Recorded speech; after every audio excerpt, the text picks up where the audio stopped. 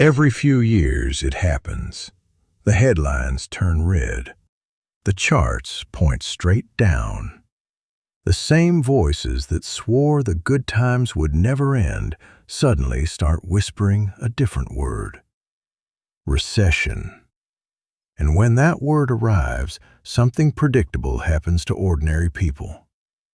They panic. They make the worst financial decisions of their entire lives at the worst possible moment.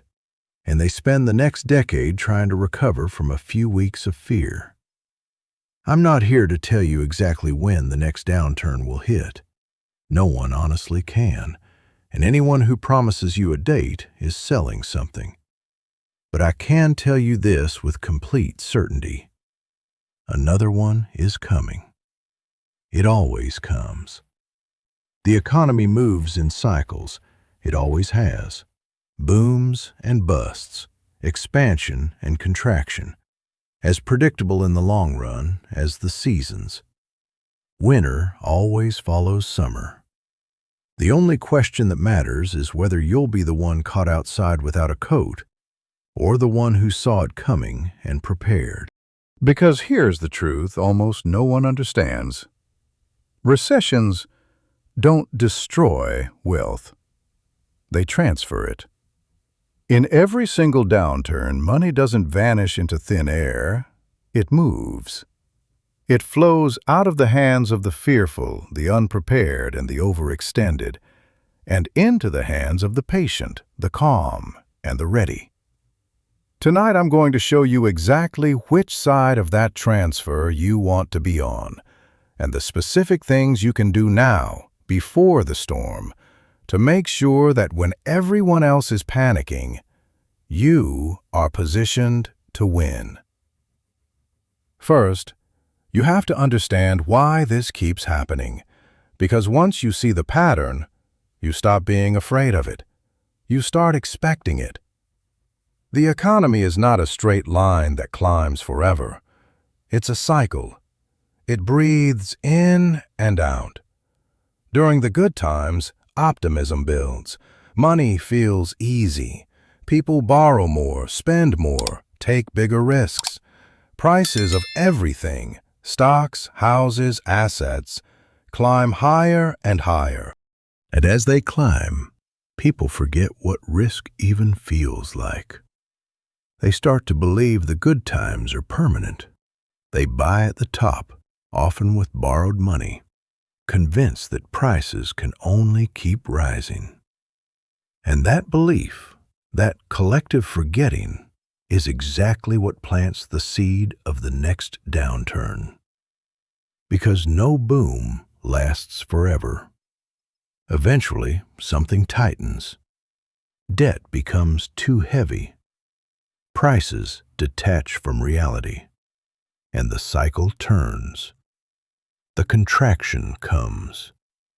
The same assets that everyone was desperate to buy at the top, they're now desperate to sell at the bottom.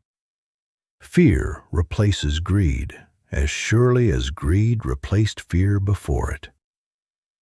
There's an old idea that the most dangerous words in finance are, "This time it's different." Every cycle, people convince themselves the old rules no longer apply, that some new technology or new era has repealed the law of gravity. And every cycle, gravity wins. The names change, the technologies change, but human nature, greed at the top, fear at the bottom, never changes. That's why recessions are not freak accidents. They are a feature of the system. And once you truly accept that, you can stop reacting to them with panic and start preparing for them with calm. And notice the strange thing about this pattern. Everyone has lived through it before. Anyone over the age of 30 has personally watched at least one or two of these cycles play out. We have centuries of recorded history showing the exact same script again and again. And yet, every single time, the crowd is somehow surprised. Every single time, people act as though a downturn is an unprecedented shock that no one could have seen coming. Why? Because in the heat of a boom, memory is short and greed is loud. When prices are climbing and your neighbor is bragging about how much money he made last month, the lessons of history feel old and irrelevant. That is the trap. The boom doesn't just inflate prices, it erases caution. It convinces rational people that being careful is the same as being foolish, that sitting out is the same as losing. And so they pile in, right at the moment of maximum risk, feeling smarter than ever. Your advantage, and it is an enormous advantage, is simply that you refuse to forget. While others are intoxicated by the good times, you keep one clear, sober thought in the back of your mind. This will turn. It always turns. That single thought, held steadily when everyone around you has lost it, is worth more than any stock tip you will ever receive. But understanding the cycle is only the beginning. The real question is what you do about it. And the first move is the one almost no one is willing to make. The first thing you must do, long before any crash arrives, is eliminate toxic debt. And I mean attack it like your future depends on it, because it does. Here's why this matters so much. In good times, debt feels harmless. The payments are manageable. The income is flowing. But a recession is precisely the moment when income becomes uncertain. Jobs are cut, hours are reduced, businesses slow down. And if you walk into that storm carrying high-interest debt, credit cards, expensive loans, you are walking into a hurricane in a paper suit. Every month, that interest keeps demanding to be paid, whether or not your income is still there. It doesn't care that times are hard. It compounds against you relentlessly, and in a downturn, it can drag you under fast. Think about what high-interest debt really is. It's a guaranteed negative return. If you're paying 18, 20, 25% on a balance, then paying it off is like earning that same rate risk-free. There is almost no investment on earth that reliably beats that. So before you chase any opportunity, you secure your foundation. You remove the thing most likely to sink you when the water rises. The people who get destroyed in recessions are almost always the overextended ones, the ones who are leveraged, who owed more than they could handle the moment their income wobbled. They're forced to sell everything they own at the worst possible prices just to survive. Don't be that person. Walk into the storm owing as little as possible. Debt is the chain that ties you to the bottom of the boat. Cut it now while the seas are still calm. The second step is to build what I call a fortress of cash. And I want to be very clear about what this is and what it is not. This is not money you invest. This is not money you're trying to grow. This is your psychological armor. It's a reserve of liquid cash large enough to cover your essential living expenses for a meaningful stretch of time. Many people aim for somewhere between 6 months and a year of basic costs. Rent or mortgage, food, utilities, the things that keep your life running no matter what happens in the wider economy. Now, people will tell you this is foolish. They'll say cash loses value to inflation, that it's lazy money, that it should be working. And in the middle of a boom, that argument sounds smart, but they're missing the entire point. The value of this cash is not its yield. The value of this cash is what it does to your mind and what it lets you do when everyone else is paralyzed. Think about it. When the downturn hits and fear is everywhere, The person living paycheck to paycheck is terrified. If they lose income, they're in immediate crisis. They're forced to sell investments at the bottom. They make desperate, emotional decisions because their survival is on the line. But the person with a fortress of cash, they're calm. They know they can feed their family and keep the lights on for a year, regardless of what the market does. That calm is priceless. It lets you think clearly when others can't. And there's a second power hidden in that cash. Because when assets go on sale during a crash, and they always do, cash is the weapon you use to buy them. Cash is opportunity in its purest, most flexible form. It is a standing option to act while everyone else can only react. Picture two neighbors walking into the same recession. They earn almost the same income. They live on the same street. But one of them spent the boom years buying everything he could finance, the bigger car, the upgraded lifestyle, every spare dollar consumed the moment it arrived. He has no reserve. So when the downturn cuts his hours, he is in a panic within weeks. He sells whatever he owns at fire sale prices, takes on emergency debt, and spends years digging out of a hole. The other neighbor spent those same boom years quietly building his reserve, sitting on a pile of cash that everyone told him was a waste. When the storm hits, he doesn't flinch. His bills are covered, his mind is clear, and when prices collapse, he is the one calmly buying what his terrified neighbor is forced to sell. Same street, same storm, two completely opposite outcomes. And the entire difference was decided long before the recession arrived, in the boring, unglamorous choice of whether to build the fortress or not. But holding cash is only half of why it's so powerful. The other half is knowing exactly what to do with it when the moment comes. And that's where most people freeze. This is the step that separates those who merely survive a recession from those who are transformed by it. Before the crash ever arrives, you build a shopping list. Here's the principle. The best time to decide what you want to buy is when you are calm, rational, and unemotional, which is to say, now, while the markets are still high and your mind is still clear. Not in the middle of the panic when fear is screaming in your ears and every instinct is telling you to run.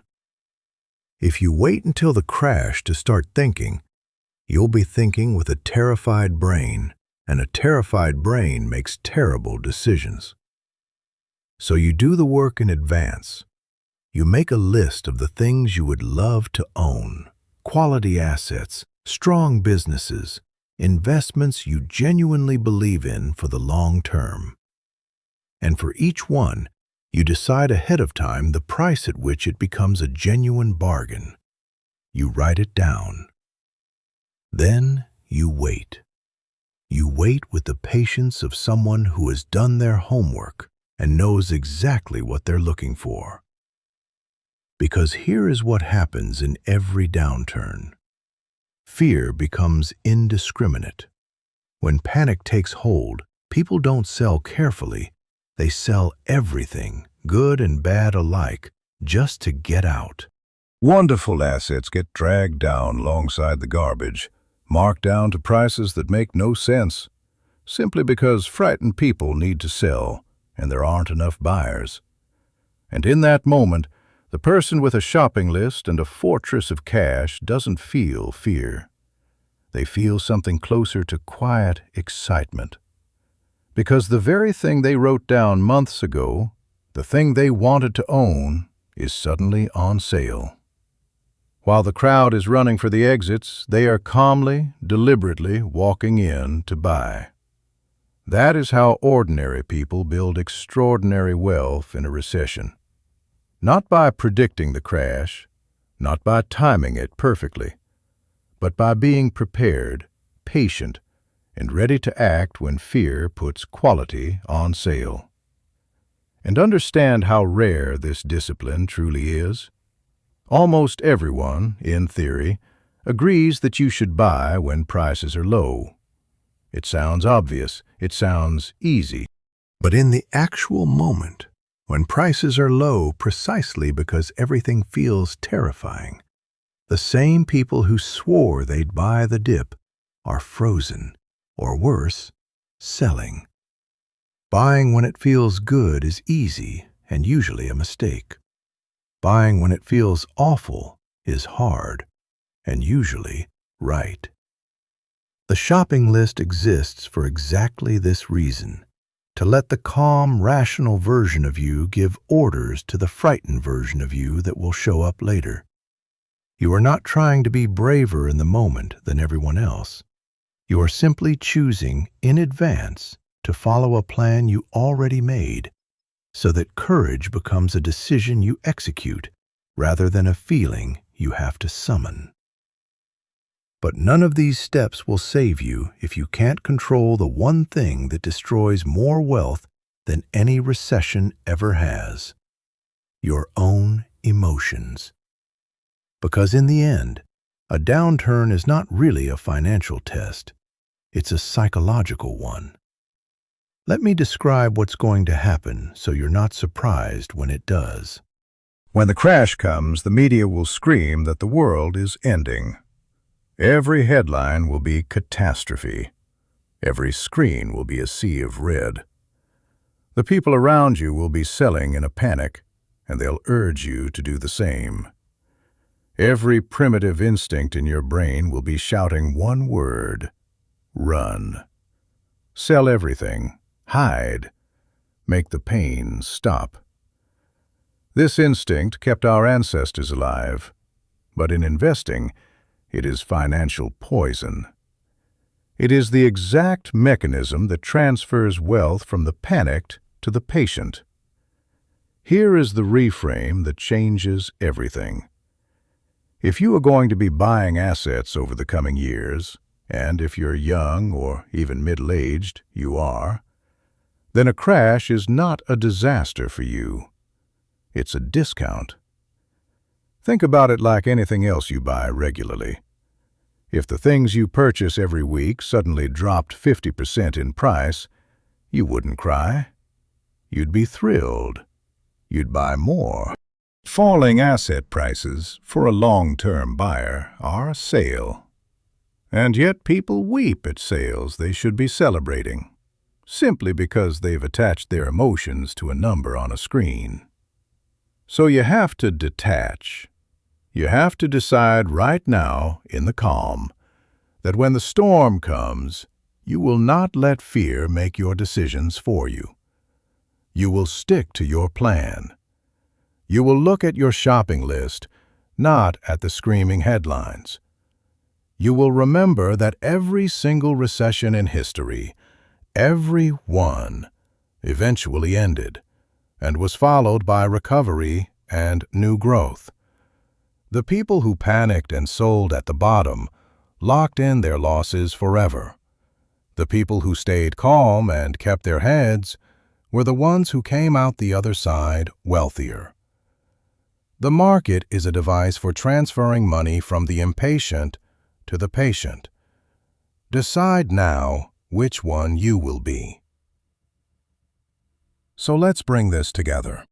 A recession is coming, not because I can name the date, but because the cycle always turns, as it always has. And when it arrives, it will not be a random catastrophe. It will be a great transfer of wealth, exactly as it has been every time before.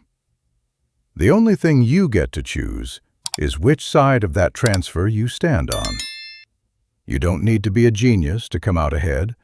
You don't need to predict the exact day or call the bottom perfectly.